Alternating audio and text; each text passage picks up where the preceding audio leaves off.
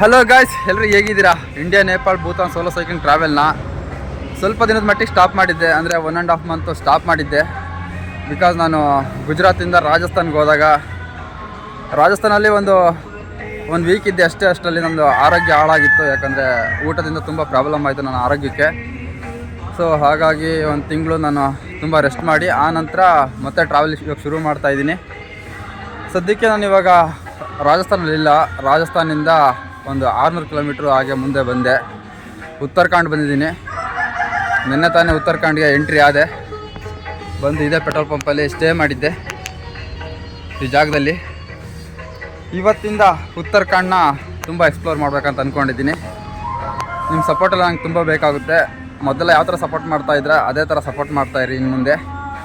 Okay, ಇವತ್ತಿಂದ Uttarakhand start ಆಗುತ್ತೆ.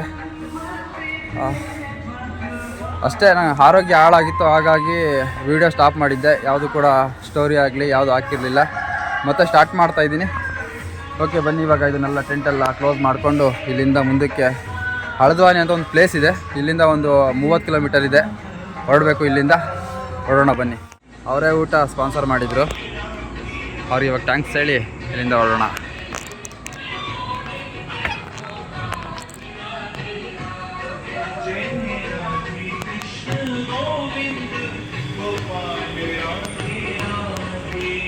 Thank you bro, बहुत धन्यवाद.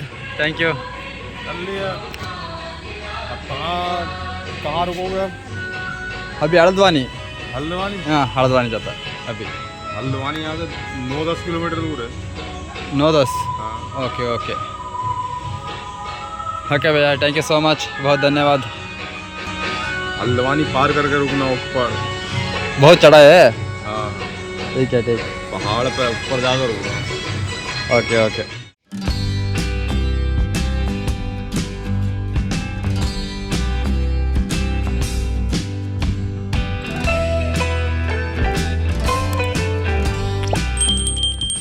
ಹಳದ್ವಾನಿ ಅನ್ನೋ ಒಂದು ಸಿಟಿಯಿಂದ ಒಂದು 10 ಕಿಲೋಮೀಟರ್ ಹಾಗೆ ಮುಂದೆ ಬಂದ್ವಿ.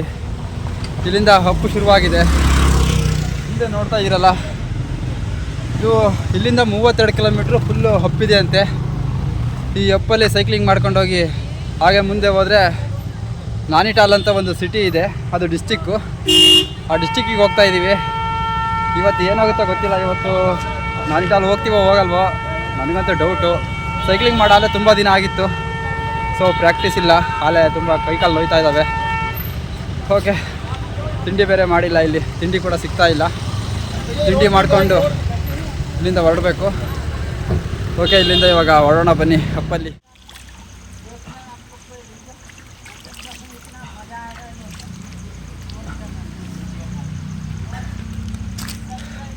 ಟೈಮ್ ಆಲ್ರೆಡಿ ಒಂದು 9 ಗಂಟೆ ಆಗಿದೆ. ಇನ್ನು ಎಷ್ಟು ಬಿಸಿಲಿದೆ ಅಂದರೆ ಇಂಥ ಫಾರೆಸ್ಟ್ ಏರಿಯಾದಲ್ಲೂ ಆಲ್ರೆಡಿ ಬೆವರಲ್ಲೇ ಒಂದು ಟೈಮ್ ಸ್ನಾನ ಆಗೋಗಿದೆ. ಈ ನೀರಲ್ಲಿ ಮುಖ ತೊಳ್ಕೊಳ್ತಾ ಇದ್ದೀನಿ. ಟಿಫನ್ ಇಲ್ಲೆಲ್ಲೂ ಸಿಗ್ತಾ ಇಲ್ಲ. ಹಾಗೆ ಮುಂದೆ ಹೋಗೋಣ ಬನ್ನಿ. ನನ್ನ ಟ್ರಾವೆಲ್ ಪಾರ್ಟ್ನರ್ ಇವರೇ ನೋಡಿ. ಇವ್ರ ಹೆಸರು ದಿಲೀಪ್ ಅಂತ, ಅಸ್ಸಾಂನವರು. ಇವರು ಕೂಡ ಯಾವುದೂ ಪ್ಲ್ಯಾನಿಂಗ್ ಇಲ್ಲ. ಫುಲ್ಲು ಸೌತ್ ಇಂಡಿಯಾ ಎಲ್ಲ ತಿರುಗಿದ್ದಾರೆ. ಜೈಪುರಲ್ಲಿ ನನಗೆ ಸಿಕ್ಕಿದ್ರು. ಎಲ್ಲಿ ಹೋಗ್ತಿದ್ಯಾ ಅಂತ ಅಂದರು ನಾನು ಈ ಥರ ಚಾರ್ಧಾಮ ಹೋಗ್ತಾಯಿದ್ದೀನಿ ಅಂತಂದೆ. ಸರಿ ನಾನು ಜಾಯ್ನ್ ಆಗ್ತೀನಿ ಅಂತಂದರು. ಓಕೆ ಆಗಿ ನನಗೂ ಒಬ್ಬನೇ ಇದ್ನಲ್ಲ, ತುಂಬ ಹೆಲ್ಪ್ ಆಗುತ್ತೆ, ಸಪೋರ್ಟ್ ಆಗುತ್ತೆ ಅಂತೇಳಿ ಜೊತೆ ಕರ್ಕೊಂಡು ಬಂದಿದ್ದೀನಿ. ಪಾಪ ಅವ್ರದ್ದು ವಿತೌಟ್ ಗೇರ್ ಸೈಕಲ್ಲು, ಅಪ್ಪಲ್ಲೆಲ್ಲ ತಳ್ಕೊಂಡು ಹೋಗಬೇಕು. ಬಟ್ ಲಗೇಜ್ ಎಲ್ಲ ಜಾಸ್ತಿ, ಅದು ಪ್ಲಸ್ ಪಾಯಿಂಟು. ಅಂತೂ ಇಂತೂ ಹರಸಾಹಸ ಮಾಡಿ ಒಂದು 10 ಕಿಲೋಮೀಟ್ರ್ ಮೇಲ್ಗಡೆ ಬಂದ್ವಿ. ಇಂಥ ನೇಚರ್ ಮಧ್ಯನೂ ಇಂಥ ಮರ ಗಿಡಗಳ ಮಧ್ಯನೂ ವಿಪರೀತ ಬೆವರ್ತಾ ಇದ್ದೀವಿ. ಹಿಂದೆ ಕಾಣ್ತಾ ಇರ್ಬೋದು ಒಂದು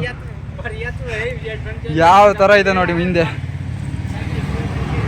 ಬಟ್ ಯಾವುದಂದರೆ ದುಃಖ ಆಗ್ತಾ ಇರೋದು ಏನಕ್ಕಂದರೆ ಯಾವುದೂ ಸ್ನೋಫಾಲ್ ಆಗ್ತಾ ಇಲ್ಲ, ಏನೂ ಇಲ್ಲ, ಮಳೆ ಬರ್ತಾ ಇಲ್ಲ, ಏನೂ ಇಲ್ಲ. ವಿಪರೀತ ಬಿಸಿಲಿದೆ. ರಾಜಸ್ಥಾನಲ್ಲೆಲ್ಲ ತುಂಬ ಬಿಸಿಲಿದೆ ಅಂತ ಪ್ಲ್ಯಾನಿಂಗ್ ಚೇಂಜ್ ಮಾಡ್ಕೊಂಡು ಈ ಕಡೆ ಬಂದರೆ ಇಲ್ಲೂ ಕೂಡ ಅಷ್ಟೇ ಬಿಸಿಲಿದೆ. ಏನು ಮಾಡೋದಕ್ಕಾಗೋದಿಲ್ಲ. ಹಾಗೆ ಮುಂದೆ ಹೋದರೆ ತುಂಬ ಸ್ನೋಫಾಲ್ ಆಗ್ತಾ ಇರುತ್ತಂತೆ. ಓಕೆ, ಇಲ್ಲಿಂದ ಮುಂದೆ ಹೋಗೋಣ ಬನ್ನಿ. ಟೈಮ್ 1 ಗಂಟೆ ಆಗಿದೆ. ಎಲ್ಲೂ ಕೂಡ ನಾಷ್ಟ ಸಿಕ್ಕಿರಲಿಲ್ಲ. ಹಾಗೆ ಮುಂದೆ ಬರ್ತಾ ಇದ್ವಿ. दाल चावल सिक्किದೆ. 30 रुपीस 30 rupees ಅಂತೆ. ನಾನು ಹಾಗೆ ಮುಂದೆ ಹೋಗ್ತಾ ಇದ್ದೆ, ಪಾಪ ಮಾತಾಡಿಸಿ ಇಲ್ಲ ಅಪರೂಪಕ್ಕೆ ಅನ್ನ ಸಿಗ್ತಾ ಇದೆ ಬಾ ಅಂತೇಳಿ ರಿಟರ್ನ್ ಕರೆದ್ರು, ಮತ್ತೆ ರಿಟರ್ನ್ ಬಂದೆ. ಇಲ್ಲಿಂದ ಊಟ ಮಾಡಿಕೊಂಡು ಇನ್ನು ಮುಂದೆ ಇನ್ನೂ ತುಂಬ ಹಪ್ಪಿದೆಯಂತೆ. ಹಾಲೆ ಒಂದು 2 ಗಂಟೆ ಆಗಿದೆ, ಅರ್ಧನೂ ಬಂದಿಲ್ಲ, ಇನ್ನೂ ಹೋಗ್ತಾ ಇದ್ದೀವಿ. ರಾಜ್ಮಾ ರಾಜ್ಮಾ ಅಳಸಿಂದೆ ಕಾಳು, ಕನ್ನಡದಲ್ಲಿ ಅಳಸಿಂದೆ ಕಾಳು ನೋಡಿ. ಇದನ್ನು ಊಟ ಮಾಡ್ಕೊಂಡು ಇವಾಗ ಮುಂದೆ ಪೆಟ್ರೋಲ್ ಪಂಪ್ ಇದೆ. ಇವತ್ತು ಸಾಧ್ಯ ಆದಷ್ಟು ಮುಂದೆ ಹೋಗೋದಕ್ಕೆ ಟ್ರೈ ಮಾಡ್ತೀವಿ.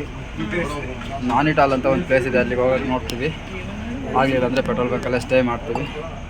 ಓಕೆ, ಇವಾಗ ಇದನ್ನು ಊಟ ಮಾಡ್ಕೊಂಡು ಮುಂದೆ ಹೊರಡೋದು. ಟೈಮ್ ಆಲ್ರೆಡಿ 4 ಗಂಟೆ ಆಗಿದೆ. ಇನ್ನೊಂದು 20 ಕಿಲೋಮೀಟ್ರ್ ಹೋಗಬೇಕು ಅದು ಯಾವುದೋ ಒಂದು ಊರಿಗೆ. ಅಲ್ಲಿಗೆ ಹೋಗೋದಕ್ಕೆ ಇವತ್ತಂತೂ ಆಗೋದಿಲ್ಲ ಗೊತ್ತು, ಬಟ್ ಇಲ್ಲೇ ಎಲ್ಲಾದರೂ ಸ್ಟೇ ಮಾಡಬೇಕು. ಈ ಬೆಟ್ಟ ಗುಡ್ಡದಲ್ಲಿ ಇನ್ನೆಲ್ಲಿ ಪೆಟ್ರೋಲ್ ಪಂಪು ಅದೊಂದು ದೇವಸ್ಥಾನ ಎಲ್ಲಿರ್ತವೆ ಗೊತ್ತಾಗ್ತಾ ಇಲ್ಲ. ಕೇಳಿದರೆ ಇನ್ನೂ ಒಂದು 10 ಕಿಲೋಮೀಟ್ರ್ ಮುಂದೆ ಹೋದರೆ ಒಂದು ಪೆಟ್ರೋಲ್ ಪಂಪ್ ಇದೆ ಅಂತ ಹೇಳ್ತಾರೆ. ಬಟ್ ಅಲ್ಲಿಗೆ ಇವತ್ತು ಆಗೋದಿಲ್ಲ ಹೋಗೋದಕ್ಕೆ. ಟೈಮ್ ಅಲ್ಲೇ 4 ಗಂಟೆ ಆಗಿದೆ.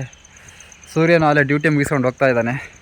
ನಾವು ನೋಡಿದರೆ ಕಾಡು ಮಧ್ಯದಲ್ಲಿ ಸಿಗಾಕೊಂಡಿದ್ದೀವಿ. ಏನು ಮಾಡಬೇಕೋ ಗೊತ್ತಾಗ್ತಾ ಇಲ್ಲ. ಅಲ್ಲೊಂದು ಹೋಟ್ಲಲ್ಲಿ ಹೊಟ್ಟೆ ತುಂಬ ಊಟ ಕೊಟ್ಟರು, ಊಟ ಮಾಡಿದ್ವಿ. ಸುಮ್ಮನೆ ಸೈಕಲ್ ತಳ್ಕೊಂಡು ಹೋಗ್ತಾಯಿದ್ದೀವಿ ಅಷ್ಟೇ. ಎಷ್ಟು ಗಂಟೆಗೆ ಎಲ್ಲಿಗೆ ಹೋಗ್ತೀವಿ ಅಂತ ಗೊತ್ತಿಲ್ಲ. ಒಟ್ಟಿನಲ್ಲಿ ಸಂಜೆ ಒಂದು 8 ಗಂಟೆ ಒಳಗಡೆ ಎಲ್ಲಾದರೂ ಸ್ಟೇ ಮಾಡ್ತೀವಿ. ಓಕೆ, ಮತ್ತು ನಾನು ಎಲ್ಲಿ ಸ್ಟೇ ಮಾಡ್ತೀನೋ ಅಲ್ಲಿ ಸಿಗ್ತೀನಿ. ಆ ರೋಡಿಂದ ಹಾಗೆ ಮುಂದೆ ಬಂದ್ವಿ. ಇಲ್ಲಿ ಭಾರತ್ ಪೆಟ್ರೋಲ್ ಪಂಪ್ ಇತ್ತು. ಇವ್ರ ಹತ್ರ ಕೇಳ್ಕೊಂಡ್ವಿ, ಸರಿ ಆಯಿತು ಅಂತ ಇವರು ಒಂದು ಜಾಗ ಕೊಟ್ಟಿದ್ದಾರೆ. ಈ ಭಯ್ಯ ಇದ್ದಾರಲ್ಲ ಇವರು, ಸರಿ ಆಯ್ತು ಇವತ್ತಿಲ್ಲೇ ಮಲ್ಕೊಳ್ಳಿ ಅಂತ ಹೇಳಿದರು. ಅವ್ರದ್ದು ಮನೆ ಆದಂತೆ. ಬಟ್ ನಾವು ಇಲ್ಲಿ ಹೊರಗಡೆ ಟೆಂಟ್ ಹಾಕೊಂಡು ಮಲ್ಕೋಬೇಕು. ಇವತ್ತು ರಾತ್ರಿ ಮಲಗ್ತಾ ಇರೋದು ಇದೇ ಜಾಗದಲ್ಲಿ ಇವತ್ತು ಟೆಂಟ್ ಹಾಕ್ಕೊಂಡು, ಮತ್ತು ಅಲ್ಲಿ ಕೆಳಗಡೆ ಅಡುಗೆ ಮಾಡ್ಕೊಂಡು ಊಟ ಮಾಡಿ ಇದೇ ಜಾಗದಲ್ಲಿ ಇವತ್ತು ಮಲಗ್ತಾ ಇರೋದು.